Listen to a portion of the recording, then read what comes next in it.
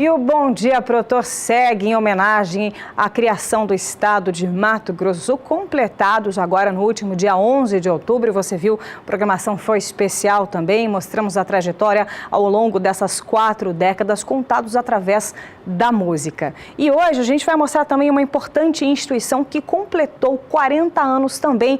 E olha, é inegável a contribuição para todo o Brasil. Eu me refiro à Embrapa Gado de Corte. E essa história que você vai ouvir no Bom Dia Entrevista.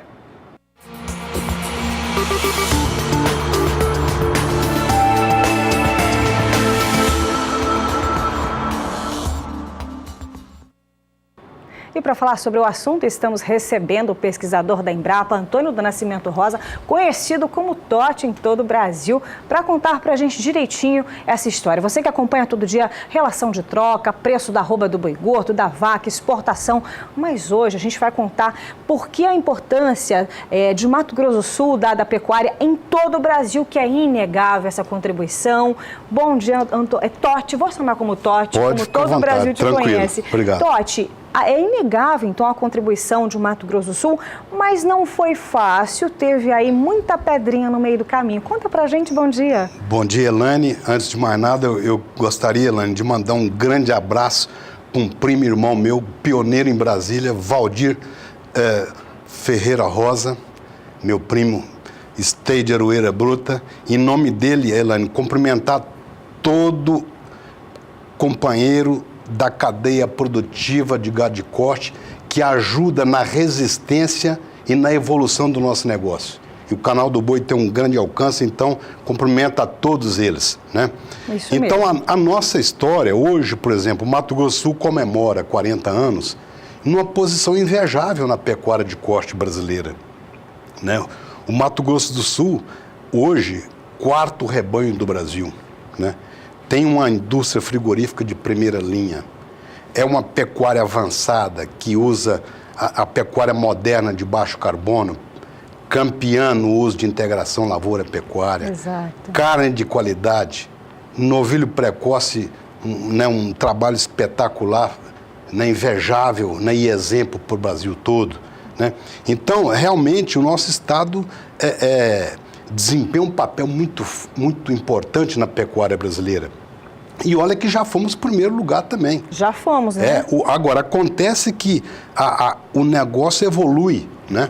E ultimamente a gente percebe uma migração da pecuária para áreas de solo, de terras mais baratas um pouco. Por quê? Porque vem a agricultura, grãos, né? Vem floresta, vem celulose, né? Vem biocombustíveis, né? Etanol, açúcar, etc. Né? No nosso caso ainda temos a parte de Pantanal, né? A parte de mineração, enfim, a nossa economia diversificou muito. O nosso solo é riquíssimo. Então, riquíssimo. Então, nós perdemos um pouco de áreas da pecuária para essas outras atividades, né? E hoje o Mato Grossão lidera, né, a locomotiva da pecuária brasileira. Exatamente. Não só da pecuária, mas uma agricultura invejável de primeiro mundo, né?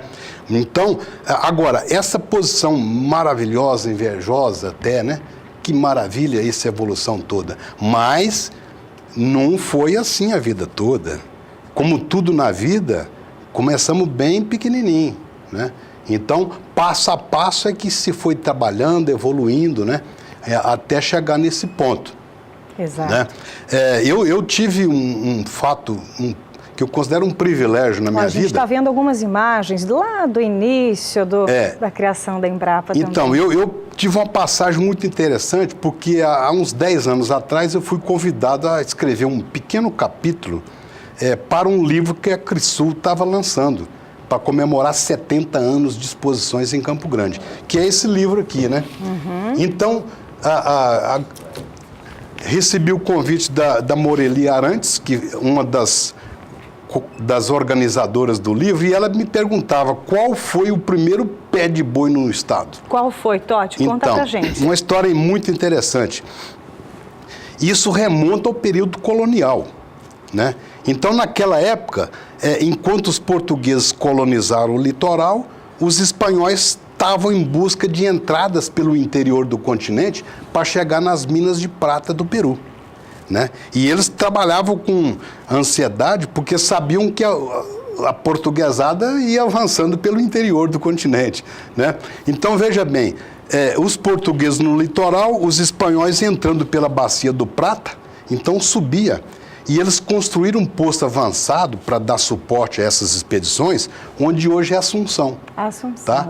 Então, 1550 e pouco, né, vinham umas caravelas espanholas para a Bacia do Prata. Houve um naufrágio no litoral paulista, né, e uma das naus espanholas resolveu ficar. E essa nau espanhola trazia gado de origem espanhola. Então, aos poucos, fizeram amizade com os portugueses ali, etc., São Vicente, e pediram licença para levar esse gado até Assunção, por terra. Por terra. Então, aí, Elaine, é a história do primeiro pé de boi no estado, 1554. 1554. Las Vacas de Gaeta. É uma história fantástica e, em memória disso, tem até um restaurante em Assunção até hoje que se chama Las Vacas de Gaeta. Então, aconteceu em 1554. Esse gado, ao chegar em Assunção, foi crescendo, o rebanho foi aumentando, etc. e tal, né? Aí, mais tarde, quase 170 anos depois, se descobre ouro em Cuiabá. E os bandeirantes paulistas queriam encontrar um caminho mais fácil para chegar até Cuiabá. Compreende? Uhum. Então aí começa a descoberta do interior do nosso sul, Mato Grosso. E quando chegaram aqui nas imediações de Rio Brilhante, ficaram surpresos e maravilhados aquela manada de gado, que era a origem daquele gado espanhol que de Assunção foi avançando. Tanto assim que batizaram essa região de Campos da Vacaria, que é o nome até hoje, ali em Rio Brilhante, o Rio Vacaria, etc. Então, o primeiro pé de boi é um Bostauros ibéricos, é um gado de origem espanhola, né? Tanto assim que a primeira fazenda para exploração comercial, que foi fundada no nosso sul Mato Grosso, foi Camapuã. Para quê? Para servir de apoio às expedições, base, né, que iam para Cuiabá. Em busca do ouro já? Em busca do ouro. Mas o gado que formou essa fazenda em Camapuã, 1725, foi gado pego dessas manadas selvagens, por assim dizer, aqui na região dos Campos da Vacaria. Levou-se para Camapuã, fundou a fazenda. De lá, as embarcações eram carreadas da bacia do Paraná para a bacia do Rio Paraguai. Arrastava os batelões todos, descia pelo Coxim, Taquari, pegava o Rio Paraguai e ia embora para Cuiabá. E aí subia. Essa foi a primeira fazenda comercial. Depois disso, os mineiros e paulistas começam a avançar também, conhecer esse território, né? Por Porto Alencastro, aqui onde é hoje Paranaíba, né? E aqui Porto 15. Então aí eles começam a trazer gado de origem portuguesa. O franqueira, junqueira, caracu. Então, na verdade, a nossa pecuária toda começou com um Bostauros, gado europeu. Né? O gado espanhol de porte um pouco menor, né? E ele, depois do Paraguai, aqui dos Campos das Vacarias, pelo Rio Paraguai, ele chegou até o Pantanal, base da pecuária pantaneira também, e depois o gado português, de porte um pouco mais alto, mais pesado, aqui no interior. Então, a nossa pecuária começou dessa forma. Agora, aos poucos, começou-se a exploração desse território, né? Então, aí vem Zé Antônio Pereira, né? Vila de Campo Grande, né? Daí a pouco, 1906... Que vinha de Minas, veio, né? De Minas, Triângulo Mineiro, né? Porto Alencastro, né? Depois, Manuel da Costa Lima faz uma estradazinha para Porto 15 para poder transitar e levar gado, né, para o estado de São Paulo. Então, aos poucos se foi evoluindo, né, com muito trabalho, muita dificuldade. Em 1931 é criada o Centro de Criadores, que deu origem à Crisul, né? E naquela época havia uma dificuldade muito grande. Para você ver o espírito empreendedor do sul mato-grossense, quando havia um problema de envio de animais para abate em São Paulo, o frigorífico de Barretos era o mais famoso. Então, nós éramos produtor de boi magro e dava acabamento já no estado de São Paulo. A gente vendia boiadas dessa maneira. Até que se complicou o mercado, né? A Segunda Guerra tem efeito sobre isso também, e também questões de mercado. o Sul Mato Grossense falou, nós precisamos de independência. Foi fundado o FRIMA, Frigorífico Mato Grosso, aonde hoje foi de Bordon, depois Swift Armor e hoje é Friboi, aqui na saída de Campo Grande, pertinho da Embrapa. Está lá o mesmo frigorífico. Tem história, criadores então. do estado de Mato Grosso do Sul que fundaram. Né? Eles depois saíram do negócio porque muito problema de mercado e principalmente de logística, por problema de frio nas locomotivas que levavam gado para São Paulo. Devia matar um tanto. Isso quem me disse foi o Solude Coelho, numa entrevista que eu fiz com ele, para escrever esse capítulo. Né? Então, mas veja o espírito empreendedor, né, do Sul Mato Grossense.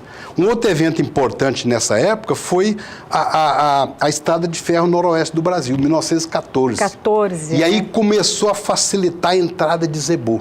Então, os mascates mineiros, né, vinham aproveitar essa logística. Que, aliás, é outro marco aqui da história de Mato Grosso do Sul, uma contribuição para o Brasil também, a vinda do zebu. Sem dúvida nenhuma. Eu estou chegando lá nessa volta que você já está me facilitando o assunto. Então, a nossa pecuária começa com bostauros e depois, a partir do século XIX, meados do século, começa a entrada do zebu. Devagarinho vai chegando.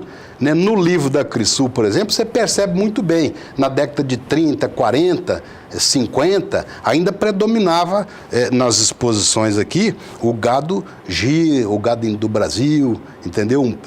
Muito pouco de Gozerá. O Nelore só começou a aparecer com mais evidência, embora tivesse sido introduzido na década de 30, 40, pelo autonomista. Ainda timidamente. Timidamente. Ele só começa a avançar mais a partir das últimas importações da Índia de 1960. Aí, realmente, o Nelore começa a absorver essas populações crioulas originais, aquele gado mestiço, né, e tal, e aí o nosso gado vai ficando cada vez mais branco. Mas, Elaine, até esse período, década de 60, por exemplo, a gente vivia uma pecuária muito primitiva ainda. É verdade. No começo do século, o couro era o principal produto. Apenas depois começou-se a trabalhar com charqueada, né? E evoluindo, exportando para a Europa e tudo mais. Mas qual era e outra, boi magro para o estado de São Paulo e Minas Gerais. E essa era a nossa pecuária. Né? Então, qual era a dificuldade? Quanta coisa evoluiu até hoje, hein? Uma coisa fantástica, porque naquela época, Elaine, para você ter ideia, qual era a dificuldade? O cerrado do Brasil Central era muito pobre, né? Muito difícil, a capacidade de suporte dele era o seguinte, você precisava de 10, 12 hectares para uma cabeça, enquanto no Pantanal, por exemplo, você precisava de 3, 4 hectares. Ou seja, o Pantanal era muito melhor para se criar gado do que o Cerrado. Naquela época, 90% do rebanho mato-grossense estava no Pantanal. Era como se hoje o Pantanal tivesse aí 50 milhões no Mato Grosso, 45 milhões de cabeças. E, no entanto, a população do rebanho pantaneiro continua a mesma. Mas o que aconteceu? Aí vem o ponto de divisão dessa história. E o ponto de quebra de paradigma é a década de 60. Deixa eu só perguntar para o meu produtor quanto tempo a gente tem ainda para eu poder aproveitar ao máximo a sua presença aqui, porque ainda tem umas 3 perguntas para te fazer. Ótimo, então fica à vontade. Temos 3 minutinhos e agora? Caramba, então é muito difícil. Vamos já. Mas vamos avançar mais um pouco? Vamos falar sobre 1980, primeiro leilão. Vamos falar desse registro. A gente não pode deixar passar esse registro. Exato. Primeiro leilão aqui do estado. Então, veja só, na década de 60 se cria a Embrapa, né? E aí a Embrapa começa a trabalhar, o ponto focal era alimento para o gado do período de seca. Então vem as pastagens, vem a nutrição mineral, depois vem melhoramento, depois vem gestão, um punhado de coisa. Nesse bojo todo da história, eu saliento também uma evolução fantástica da comunicação rural. Da comunicação. E aí eu entro também na comercialização. Então, o primeiro leilão do Estado, leilão na batida do martelo, foi em 1980, Neloporã. Foi num período que o seu Francisco Carvalho assessorava o grupo da Eximporã, né, e lá se fez o primeiro leilão. Eu tive o privilégio de estar nesse leilão aí, junto também. com banda de música tocando o hino nacional e tudo mais. Então, 1980, parece que foi ontem, né? Então, aí daí por diante, o que acontece na comercialização? Uma coisa fantástica, né? Hoje nós temos leilões pela internet. Exato. Né? A comunicação rural facilitou demais o trabalho da própria Embrapa. Porque ajuda a disseminação de conhecimento, alcance tremendo no interior do Brasil, nas fazendas todas. Então, realmente, tudo isso somado, Elaine, porque não é a pesquisa que resolve a parada, a pesquisa ajuda.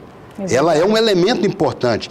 Quem, de fato, faz a coisa acontecer é o trabalhador rural, é o homem do campo, é o empresário, que acredita e vai à frente. Né? É claro, com informação ele vai ganhar em produtividade, em qualidade e tudo mais. Então a gente, digamos assim, nós temos um privilégio de estar no mesmo barco. Né? Agora, muita gente fala, puxa vida, que história maravilhosa, né? Mas, minha querida, não é só sucesso, alegria. Nós e o produtor rural também enfrentou muita parada. Então eu faço questão de lembrar os pioneiros, entendeu? E até eu destaco aqui também esse livro que eu ganhei de presente, o Mário Márcio me deu, História dos Produtores, dos boiadeiros do Triângulo Mineiro, que vinha pegar esse gado selvagem aqui nos anos 1800, para levar para Minas Gerais. Vocês imaginam uma coisa dessa? Olha né? Só. Então, de lá para cá, o nosso estado foi desbravado por mineiros no começo, os paulistas, etc. Né? Depois vem a divisão. Né? Geisel tinha trabalhado aqui já nos quartéis aqui do Exército. Nos anos 50, ele já tinha feito um trabalho para a Escola Superior de Guerra, mostrando o potencial do Sul. Né? E o estado era grande demais da conta. Muito grande. A comunicação com a capital era dificílima. Não, vamos dividir isso aí. Ó. E aí vem os pioneiros sul-mato-grossenses, que trabalharam muito. E o senhor vem de Minas para cá também ajudar a Embrapa e, ao mesmo tempo, a história de Mato Grosso do Sul começando. Graças a Deus. Eu também completo 40 anos em Campo Grande. Então é 40 anos do Mato Grosso do Sul, 40 anos da Embrapa, e eu também estou aqui há 40 anos, graças a Deus. Encantado por essa terra? Encantado por essa terra, pelo Pantanal, onde eu trabalhei também muito. E eu gosto de fazenda. Eu sou nascido e criado em fazenda, então amo esse negócio. E, graças a Deus, ajudei um pouquinho também, né? No caso específico da minha área, que é melhoramento genético, nós vamos destacar que, em parceria com a ABCZ, Associação Brasileira de Criadores de Zebu, nós somos pioneiros em avaliação genética em toda a América Latina. Isso é... Primeiro sumário de touros que nós lançamos no Brasil, de caráter nacional, faz 33 anos agora. Já 33? 1984. Era uma aproximação ainda do que a gente chama de valor genético. A gente chamava de mérito genético. Mérito genético. Era o desvio da média da progênie de cada touro para a média da raça. Então dava ideia do potencial daquele reprodutor, né? E depois disso, em 87, 30 anos agora, primeira vez que se falou DEP. No Brasil, diferença esperada no progênio. Hoje faz toda a diferença. Pioneiros também, junto com a BCZ, em avaliação genética, um modelo misto mais acurado, né? Depois, em 91... Nós temos 1 minuto. Preocupado com essa questão toda, para dar mais avanço, nós lançamos o programa de avaliação de touro jovem. GenePlus? Então isso, depois... não, touro jovem primeiro. Jovem. Em 96 vem o programa GenePlus. GenePlus. Então eu fico muito grato a Deus por essa oportunidade de estar aqui no momento em que eu pude também dar uma mão nessa história toda, ajudando o Brasil a sair de uma condição, naquela época, de carência, de insegurança alimentar, porque faltava carne para o nosso próprio mercado, consumo de carne 18 quilos habitante ano, para hoje, mesmo com essa crise toda, um consumo de 36 quilos de carne habitante ano dobro, e né? maior exportador mundial de carne. É isso então, mesmo. Realmente é uma história fantástica. Agora, tem muita coisa ainda para fazer, não é? Tem mesmo. Nós podemos progredir muito mais do que isso. Mas ainda bem que a gente conta com um trabalho desenvolvido pelos pesquisadores da Embrapa. A gente teve aqui a satisfação de ter a companhia do Antônio do Nascimento Rosa, o Totti, que falou para a gente várias informações. Inclusive, estou vendo aqui pelo WhatsApp, tem alguns produtores sintonizados, estão dizendo que estão gostando muito da história. Maravilha. Viu, Totti? Um abraço a todos. todos eles. E com essas informações, nós prestamos essa homenagem à criação de Mato Grosso do Sul, aos 40 anos da Embrapa e também aos 40 anos em que Totti resolveu auxiliar a plantar, fazer essa raiz aqui no estado sul-mato-grossense. Muito obrigado, viu, Totti, pela sua contribuição. Eu que agradeço pela oportunidade e me coloco à disposição de vocês.